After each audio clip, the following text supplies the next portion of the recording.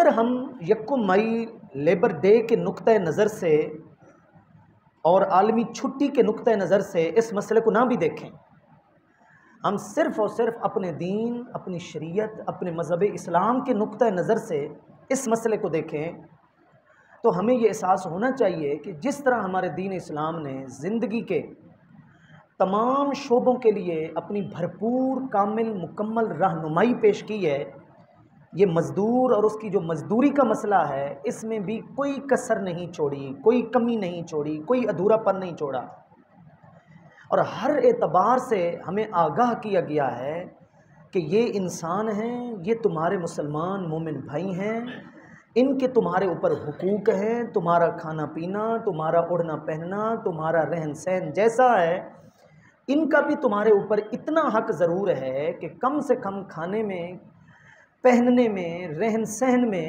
کچھ نہ کچھ تمہیں مساوات کا خیال ضرور رکھنا ہے۔ ایسا نہ کھائیں کہ وہ کھانا ان کے لیے عیب ہو، ایسا نہ پہنیں کہ وہ پہن کر سامنے آنا ان کے لیے عیب ہو، ایسا مجبور ہو کر ان کا رہن سہن نہ ہو کہ وہ رہن سہن ان کے لیے عیب ہو جائے، جینے کے لیے بھی ان کو اجازت نہ ملے۔ اگر یہ چیزیں ہیں تو اس کا مطلب یہ ہوا کہ ہم نے اپنے دین کی بہت بڑی تعلیم کو پس پشت ڈالا ہے اور ہم بہت بڑی ہدایت سے محروم ہو گئے ہیں۔ دینی کتابوں کے اندر، خصوصاً مسئلہ مسائل کی کتابوں کے اندر، فقہی اور شرعی فتووں کی روشنی میں جو کتابیں لکھی گئیں اور ترتیب دی گئیں، فقہی مسائل کو جن کے اوپر مرتب کیا گیا، آپ جائیں آپ حیران ہو جائیں گے کہ اس کو کہتے ہیں اجارہ، یہ مزدوری، مزدور کو مزدوری پہ رکھنا، آجر، اجیر، مستاجر، یہ سارے جو الفاظ استعمال ہوتے ہیں، اب امپلائر، ہم یہ والے الفاظ جناب اس کے لیے استعمال کرتے ہیں، اس کو کہتے ہیں اجارہ۔ کتاب الاجارہ، باب الاجارہ، آپ فقہی کتابوں کا جا کر مطالعہ کریں جہاں سے مسائل دیکھ کر علماء فتویٰ دیتے ہیں، یقین کریں کئی صفحات بھرے پڑے ہیں ان کے حقوق کے اوپر، اجرت لینے دینے کے طریقہ کار کے اوپر، جو اجرت پہ کسی کو رکھ رہا ہے، کام دے رہا ہے یا وقت کے لیے بندے کو رکھ رہا ہے، اس کو یوں سمجھیں ہماری شرعی زبان میں اجیر مشترک، اجیر خاص، یہ عنوان دیے جاتے ہیں۔ ان کے بڑے حقوق ہیں، طریقہ کار ہے، قوانین ہیں، ضابطے ہیں، لیکن افسوس یہ ہے کہ ہم نے اس مسئلے کو بھی صرف اور صرف اپنی رائے سے لیا ہے، اپنے رواج سے لیا ہے، جو چل رہا ہے، جو ہم چلا رہے ہیں، ہم نے کبھی اس کو شرعی نقطۂ نظر سے سمجھنے کی کوشش بھی نہیں کی۔ ہم نے اگر نگاہ ڈالی تو اس ہنر رکھنے والوں کے اوپر حقارت والی نگاہ ڈالی، جو کسی بھی اعتبار سے اجیر بنتے ہیں، مزدور بنتے ہیں، ہماری دکانوں پر، ہمارے گھروں میں آ کر مزدوریاں کرتے ہیں، اللہ تعالیٰ معاف کرے، مسلمان تو دور کی بات، پتہ نہیں ہم ان کو انسان سمجھنے کے بھی قابل نہیں سمجھتے، اللہ تعالیٰ رحم کرے ہمارے اوپر۔ ان کے ساتھ ہمارا برتاؤ ایک ایسا ظالمانہ اور جابرانہ ہوتا ہے، ان کے ساتھ انداز گفتگو اتنا متکبرانہ ہوتا ہے، ان کو جناب ہم جب دہاڑی دے رہے ہوتے ہیں، مزدوری دے رہے ہوتے ہیں، تو بجائے اس کے کہ ہمارے دل میں ان کے لیے شکریہ بنتا ہو، ٹھیک ہے دی ہے اس کو مزدوری، اس نے محنت کی ہے، اس کو اس نے صلہ لیا، ہم نے دے بھی دیا ہے، لیکن انسانیت کس چیز کا نام ہے، ہمدردی کس چیز کا نام ہے؟ آپ کے کام وہ آیا ہے، بھلے اس نے اس کا معاوضہ لیا ہے، لیکن آپ کے لیے سکون کا باعث بنا ہے، آپ کے لیے راحت کا باعث بنا ہے، آپ کی ایک پریشانی تھی جس کو اس نے دور کیا ہے، گھر کی ایک ٹوٹی خراب ہو جائے، ایک چھوٹے سے پائپ کا مسئلہ ہو جائے، ہمارے ساتھ حالت کیا ہو جاتی ہے، گھر والے ہمارے ساتھ حالت کیا کر دیتے ہیں، آنے والا بھلے اس کی مزدوری لیتا ہے، لیکن اگر ہم تصویر کا دوسرا رخ دیکھیں تو وہ اس نے ہمیں آرام بھی پہنچایا ہے، ہمیں اس نے سکون بھی پہنچایا ہے، اس کے ہنر کی وجہ سے ہمیں تھوڑی راحت بھی مل گئی ہے، لیکن دہاڑی دیتے وقت ایک ہمارا رویہ ایسا غیر اخلاقی ہوتا ہے کہ پتہ نہیں چل رہا کہ ایک مسلمان دوسرے مسلمان کے ساتھ پیش آ رہا ہے۔ تو سب سے پہلے تو میں کہوں گا کہ دل و دماغ سے یہ بات نکال دیں کہ یہ حقارت والی چیزیں ہیں۔ اللہ کی بارگاہ میں مزدور، رزق حلال کے لیے کمائی کرنے والا، مزدوری کرنے والا، ہاتھ پاؤں چلا کر محنت کرنے والا، اللہ کی بارگاہ میں، اس کے پیارے حبیب کریم علیہ الصلاۃ والسلام کی بارگاہ میں وہ شخص بڑا معزز ہے، وہ شخص بڑا محترم ہے، اس کو عزت کی نگاہ سے دیکھا جاتا ہے۔ اور اس سے بڑی کیا میں بات آپ سے کہہ سکتا ہوں؟ ایک وہ ہے جسے دنیا والے محترم سمجھیں، ایک وہ ہے جس کو دنیا والے عزت دار سمجھیں، اور ایک وہ شخص ہے جسے اللہ اور اس کا محبوب عزت دار سمجھے۔ اللہ تعالیٰ کی بارگاہ کے اندر وہ قابل عزت ہے، اللہ تعالیٰ نے اس کی عزت دکھائی ہے، بتائی ہے، آپ علیہ الصلوۃ والسلام نے اپنی امت کو سمجھائی ہے، تو وہ محترم ہونا چاہیے نا، وہ معزز ہونا چاہیے نا، جس کی اللہ کی بارگاہ کے اندر توقیر ہے تو اس کی ہمارے دل کے اندر بھی توقیر ہونی چاہیے۔ اس لیے قرآن مجید پڑھیں، ایک نبی کے گھر میں دوسرے نبی اجیر بن کر 8 سے 10 سال زندگی گزار رہے ہیں، اور دونوں اولو العزم اور مشہور و معروف پیغمبر، حضرت شعیب علیہ السلام کے گھر میں حضرت موسیٰ علیہ السلام جیسے عظیم پیغمبر 8 سے 10 سال کے لیے مزدوری کر رہے ہیں، اجرت پہ ہیں۔ قرآن مجید کی 28ویں سورہ سورہ قصص 20ویں پارے میں یہ سارا مضمون موجود ہے۔ یہ کوئی عیب نہیں ہے، ایک شخص اپنی روزی کے لیے، رزق حلال کے لیے اس کو کہیں کو کام کرنا پڑتا ہے، اس میں عیب والی کون سی بات ہے؟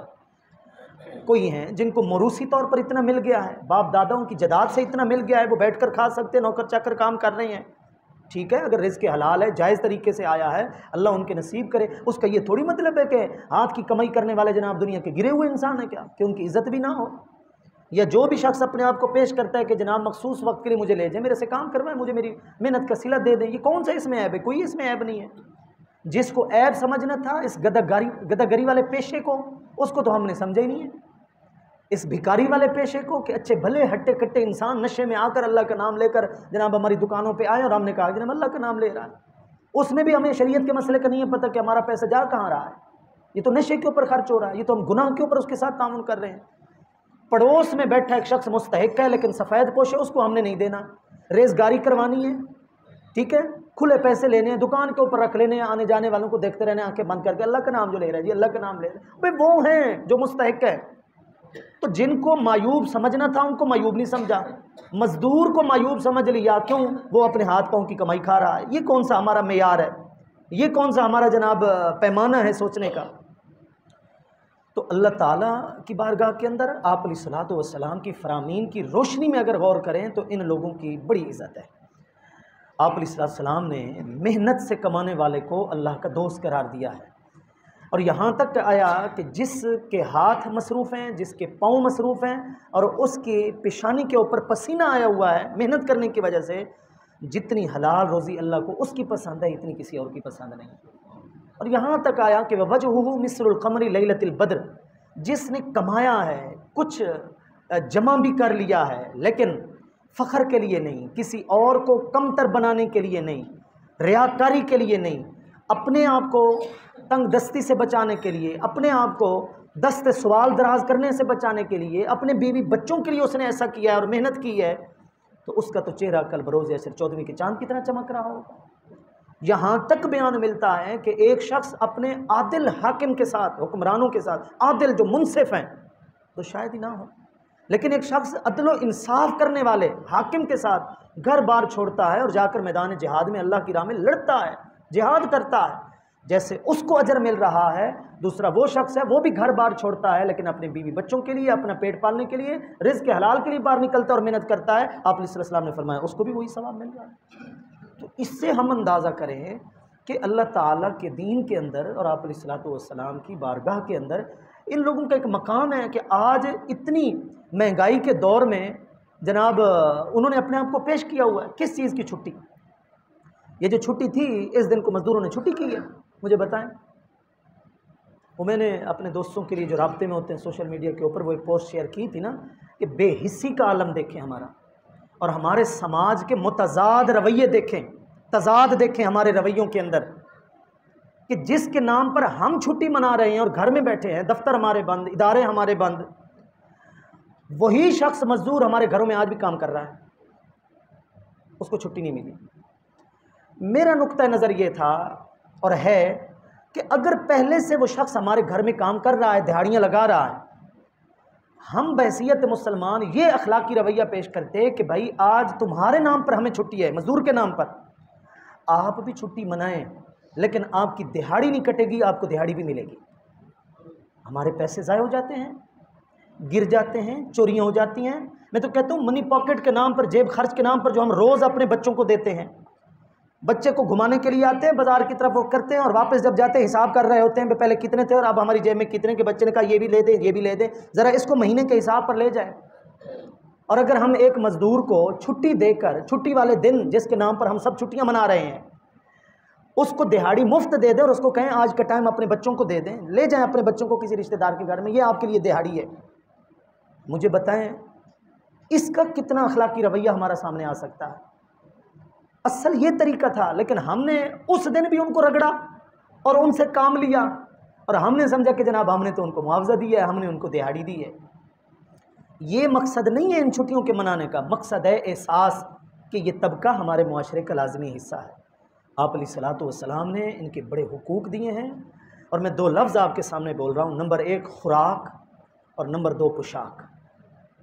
جی، نمبر 1 خوراک، نمبر 2 پوشاک، یعنی کھانا، اور نمبر 2 پہننا۔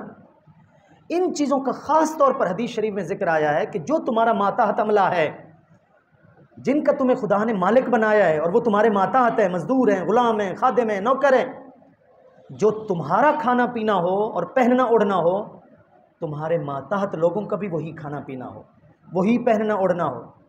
آج جائیں گھروں میں غور کریں، دیکھیں حالات دیکھیں، ہم جس کپڑے کو پہن کر تھک جاتے ہیں اور ہم سمجھتے ہیں کہ اب یہ محفل میں جانے کے قابل نہیں ہے، اور ہم کہتے ہیں کہ جناب یہ تو پچھلے سیزن میں خریدا تھا، اب نیا سیزن آ رہا ہے تو نئے کپڑے میں لوں گا۔ ہم نے وہ کپڑے اٹھانے ہیں اور اپنے گھر میں کام کرنے والی ماسیوں کو ان کے بچوں کے لیے دے دینے ہیں۔ آپ علیہ السلام فرما رہے ہیں مساوات، جو خود تم پہنو وہی ان کو بھی پہناؤ، خود جو تم کھاؤ وہی ان کو کھلاؤ۔ زندگی دیکھیں آپ علیہ السلام کی، کیا اپنے گھر کے خدام کے ساتھ آپ علیہ السلام بیٹھ کر کھانا نہیں کھاتے تھے؟ آج جرت ہے کسی ملک چودھری صاحب کی، خان صاحب کی، رانا راجپوت صاحب کی، کہ جس دسترخوان پہ بیٹھا ہے اپنے گھر کے نوکر کو بلائے اور کہے میں اپنے نبی کی سنت ادا کرنا چاہتا ہوں، آپ میرے ساتھ 2 لقمے بیٹھ کر کھا لو؟ اس کی تو شان شوکت کے خلاف ہو جائے گا، اس کا تو جناب بڑا پن ختم ہو جائے گا، اس کی امیری کے اوپر عیب لگ جائے گا، دھبا لگ جائے گا۔ یہ سوچ کیوں آئی ہے؟ کیونکہ ہم نے اس مسئلے کو اس نقطہ نظر سے نہیں دیکھا جو نقطہ نظر آپ علیہ السلام نے ہمارے لیے پیش کیا۔ تقاضا یہ ہے کہ کم سے کم خوراک میں اور پوشاک میں، کھلانے پلانے کی چیزوں میں اور پہنانے کی چیزوں میں ان کے معیار کا خیال رکھا جائے۔ نہیں وہ آپ کے برابر کے، آپ کے سٹیٹس کے برابر نہیں آتے جناب، آپ کا لیول معاشی طور پر بلند ہی رہے، آپ کی جائیداد اتنے وہ امیر نہ ہو جائیں جتنے آپ ہیں، لیکن اگر آپ اچھا کھاتے ہیں تو وہ بھی تو اس قابل ہوں کہ گھر میں اچھا بیٹھ کر کھائیں۔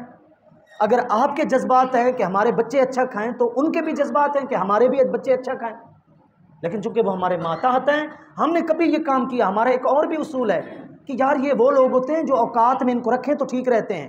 یہ ایک عجیب نقطہ نظر ہے، جو گندا ہے وہ گندا ہے، اس کو چھوڑیں، اس کی تربیت میں فرق ہے، لیکن ہمارے خود ساختہ اصولوں کا کیا مطلب ہے کہ پھر ہم بھی اپنی تربیت کے اوپر دھبا لگا بیٹھے؟ نہیں نہیں جناب، ان کو دبا کر رکھتے ہیں، ذرا روب جھاڑتے ہیں تو پھر نوکر گھر کا نوکر رہتا ہے، ورنہ سر پہ سوار ہو جاتا ہے۔ یہ ہمارے بنائے اصول ہیں۔ بھائی آپ کی سنجیدگی اور ہے، ٹھیک ہے، لیکن یہ نجائز روب اور چیز ہے، اس کی تو کوئی شریعت میں اجازت نہیں ہے۔ حضرت انس رضی اللہ تعالیٰ عنہ نے 8 سال کی عمر سے 18 سال کی عمر تک پورے 10 سال آپ علیہ السلام کی خدمت کی ہے، گھریلو خادم رہے ہیں۔ حضرت انس رضی اللہ تعالیٰ فرماتے ہیں پورے 10 سالوں میں اتنا بھی کبھی آپ علیہ السلام نے مجھے نہیں فرمایا انس تو نے یہ کام کرنا تھا کیوں نہیں کیا، اور یہ نہیں کرنا تھا کیوں کیا۔ اس حد تک بھی آپ علیہ السلام نے کبھی مجھے ڈانٹ نہیں پلائی۔ میں جاتا تھا، اپنی کم عمری کی وجہ سے میں گلی میں بچوں کے ساتھ کھیلنا بھی شروع کر دیتا تھا، اور لیٹ بھی ہو جاتی تھی، دیر بھی ہو جاتی تھی مجھے واپس آپ علیہ السلام کا کام کر کے واپس گھر میں آنے میں، لیکن کبھی آپ علیہ السلام نے مجھے ڈانٹ ایسی نہیں پلائی کہ جو شفقت کے خلاف ہو۔ ہمیشہ آپ علیہ السلام میرے ساتھ رحم دلی سے پیش آئے۔ تو پھر کون سا ایسا ہماری زندگی کا شعبہ ہے جس میں آپ علیہ السلام کی تعلیمات نہ ملتی ہیں؟ اور جب کہہ دیا گیا کہ انہم اخوانکم، یہ تمہارے مزدور، تمہارے ماتحت کام کرنے والے، یہ تمہارے نوکر، تمہارے بھائی ہیں، معاشی مجبوریاں ان کو لے کر آئی ہیں نا، ورنہ کلمہ گو تو وہ بھی ہیں، دیندار وہ بھی تو ہیں۔ ہو سکتا ہے چودھری صاحب نماز نہ پڑھتے ہو لیکن وہ بیچارہ 5 وقت کی نماز بھی پڑھتا ہو، تو بتائیے۔ اصل بات یہ ہے جب تک ان لوگوں کا احساس ہمارے دل میں نہیں ہوگا، ان کی اجرت کا ہم خیال نہیں رکھیں گے، ان کے کھانے پینے پہننے کا خیال ہم نہیں رکھیں گے، یہ لیبر ڈے، یہ یکم مئی، یہ مزدوروں کے نام پر چھٹی، یہ وہی رسم کے ہم شکار ہو رہے ہیں۔ باقی جس طرح دین کے اندر ان کی تعلیمات سے ہمیں آگاہ کیا گیا، اس کی تو ہمیں الف بے کبھی نہیں ہے پتہ۔ آپ خود، آپ ساری چیزیں آپ کے سامنے ہیں۔ ہمارے رویے ان لوگوں کے ساتھ ہمارے سامنے ہیں. کون سی ایسی بات ہے جو ڈھکی چھپی ہو اور آپ جناب اس کو نہ جانتے ہو؟ وقت کا تقاضا ہے، دور حاضر کا تقاضا ہے، مہنگائی کا عالم ہمارے سامنے ہے. سب سے پہلے تو ان کی اجرت وہ مقرر کی جائے جو ان کی ضروریات کو پورا کرے.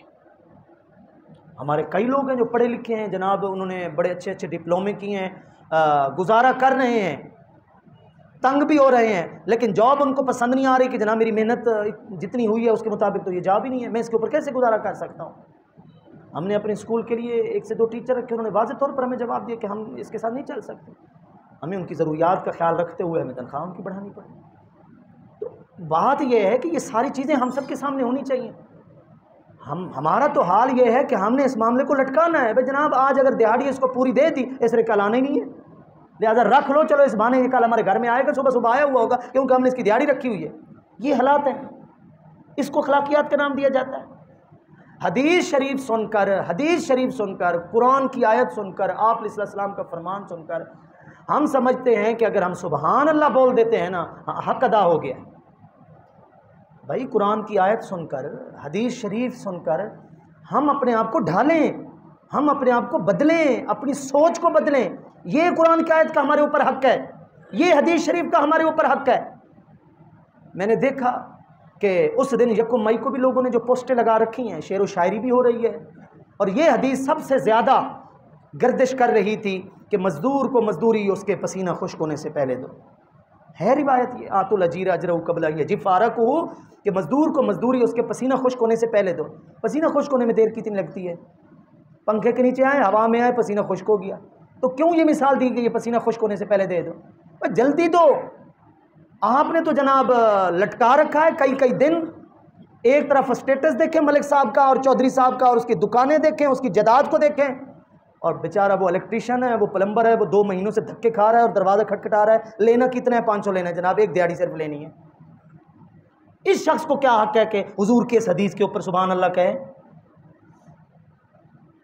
جس سے لینے والا، تقاضا کرنے والا، خدا نے اس کو اتنا کچھ دیا ہے، لیکن اس کے باوجود مہینوں سے ایک شخص دروازہ کھٹکھٹا رہا ہے، بھئی میں نے تیرے گھر میں کام کیا ہے، میں نے محنت کی ہے، مجھے میری دیہاڑی دو.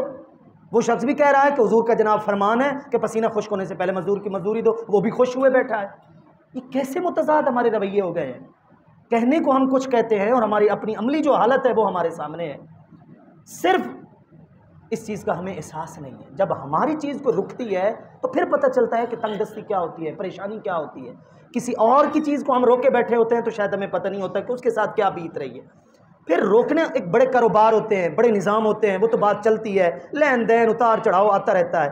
مجھے بتائیں مزدور کی مزدوری روکنے کا بھی کوئی اخلاقی حق ہے؟ ہو گئی ہوگی مجبوری، 1 آدھ دن کی مجبوری ہو گئی ہوگی، چلیں جناب آج نہیں ہے کل ہم سے لے لینا، وہ بھی راضی آپ بھی راضی، ہے شریعت میں گنجائش.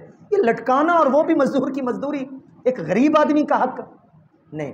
یہ بنیادی اپنے اسلام کی تعلیمات کے بالکل خلاف ہے. آپ علیہ الصلوۃ والسلام کا ایک ارشاد مبارک ہے کہ کل بروز حشر جس کا میں دشمن ہوں گا، مجھے تو یہ لفظ بولنے سے بھی ڈر لگ رہا ہے، رحمت للعالمین فرمائیں، جو تمام جہانوں کے لیے رحمت بن کر آئیں وہ یہ فرمائیں، جن کی شفاعت کا سہارا لیے بیٹھے ہیں وہ یہ فرمائیں، جن کی سفارش پر جناب ہم اللہ کی رحمت کی امید لیے بیٹھے ہیں وہ فرمائیں کہ میں اس کا دشمن بن جاؤں گا. مجھے بتائیں جس کی مخالفت حضور کر دیں اس کے پیچھے کیا بچتا ہے؟ اس کے پلے بچتا کیا ہے کل بروز حشر جس کی مخالفت آپ علیہ السلام کر دیں؟ چلیں سرکار جس کی حمایت کر دیں وہ تو ہو گیا، اللہ کی رحمت کا امیدوار بن گیا، مستحق ہو گیا. لیکن جس کی مخالفت آپ علیہ السلام کریں، آپ علیہ السلام نے فرمایا میں اس کی بھی دشمنی کروں گا، اس کی بھی مخالفت کروں گا کل بروز حشر.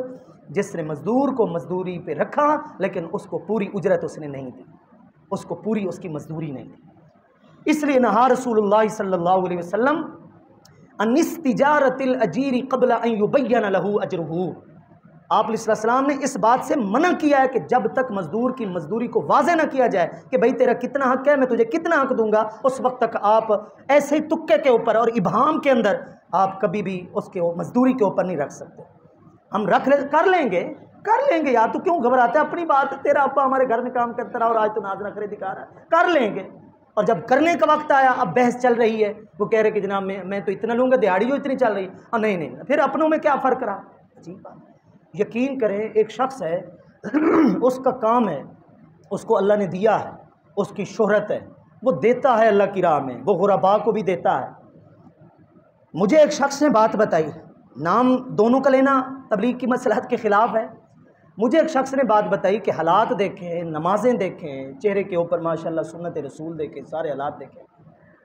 میں گاڑی چلاتا ہوں اور اس نے میرے سے کام لیا، 2-3 دن کا کام لیا، اور جب میں اپنی دہاڑی مزدوری لینے گیا تو اس نے کہا واجب تیرا باپ تو میرا لنگوٹی یار تھا، تیرا بنتا ہی نہیں ہے کہ تو میرے گھر میں میرے سے مزدوری لینے آئے۔ مذاق میں وہ حق کی ہی کھا گیا۔ اور بھئی جو حق کسی کا کھائے بیٹھا ہے وہ اب لاکھ دیگیں پکا لے، مجھے بتائیں اس نے کیا اپنے دین کو سمجھا ہے؟ ایک طرف آپ محنت کرنے والے، مزدوری کرنے والے شخص مجبور غریب آدمی کا حق دبا کر بیٹھے ہیں، اور دوسری طرف خدمت خلق ہو رہی ہے۔ یہ تضاد نہیں ہے؟ اس لیے یہ وہ طبقہ ہے جو ہمارے جیسا انسان ہے، مسلمان ہے، ہمارا بھائی ہے۔ کسی نے نہیں کہا، خود آپ علیہ السلام نے انہم اخوانکم، یہ تمہارے بھائی ہیں۔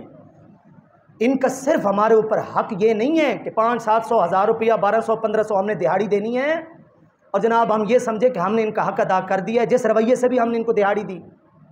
یہ برابر کے وہ لوگ ہیں جن کے لیے کھانے پینے، اڑنے بچھونے پہننے کی مساوات کا، برابری کا حدیث شریف کے اندر بیان آیا ہے۔ آپ علیہ السلام کی زندگی اپنے خادموں کے ساتھ، اپنے نوکروں کے ساتھ، اپنے غلاموں کے ساتھ جو قابل عمل، قابل تقلید تھی، وہ ہمارے سامنے ہے۔ آپ علیہ السلام کے خدام کو دیکھیں، وقت کے محدث تھے۔ آپ علیہ السلام نے ان سے کچھ صرف گھروں کے کام نہیں کروائے، ان کو پڑھایا ہے، ان کو اپنی محفل میں عزت دی ہے، ان کو جگہ دی ہے، انہوں نے آگے حدیث سے روایت کی ہیں۔ کتنے ہیں جن کو مولا رسول صلی اللہ علیہ وسلم کہا جاتا ہے؟ یہ مولا رسول کون ہوتا ہے؟ بہت سارے صحابہ ہیں جن کے نام کے ساتھ مولا رسول صلی اللہ علیہ وسلم لگتا ہے، جنہیں آپ علیہ السلام نے غلامی سے آزاد کیا تھا، انہیں مولا کہا جاتا ہے۔ لیکن ان کے حدیثوں کے اندر ان کی محنت کو دیکھیں، روایات کتنی انہوں نے بیان کی، حالانکہ تھے وہ آپ علیہ السلام کے نوکر، غلام، خادم تھے۔ ہماری دکانوں پر بھی تو لوگ کام کرتے ہیں، ہمارے گھروں میں بھی تو لوگ کام کرتے ہیں۔